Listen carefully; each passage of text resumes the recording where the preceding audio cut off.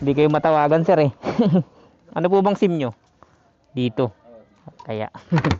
Hindi matawagan nandito eh. Ano po ipipick up sir? Oh. Lahat yan sir? Laki pala. Bigat ba yan sir? Mabigat? Yeah. Pasakyan na lang sir. Basta dito hindi natatawagan eh. Ewan ko lang po. Halos lahat ng dito na pick upan ko hindi natatawagan eh. Okay na po. Thank you po.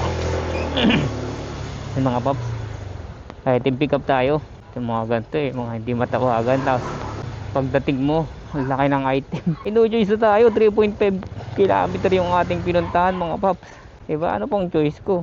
Nandito na ako. Hindi kasi matawagan. Basta kasi dito ang SIM card, hindi natatawagan. Ewan ko ba? Para ko lang lagi yung hindi nakaka-experience ng ganito. Na basta dito SIM card yung tatawagan, unable to call. Unable to complete your call. Diba? Hindi matawagan ng dito pag lubang gamit. Anyway, ba't ganun? Kinuha ko dun booking kay Lalamove. 2 kilometer lang yung 2 kilometer lang yung layo sa akin.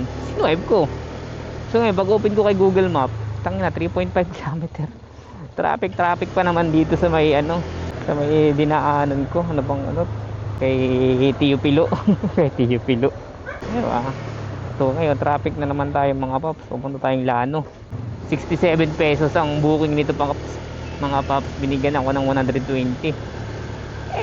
Tagdi pa ba tayo? Tanggapin na lang natin. Linter. Shout out po sa may mga dito SIM na nagbubukay Lalamove. Please lang, wag nyong gamitin ang dito. Hindi matawagan.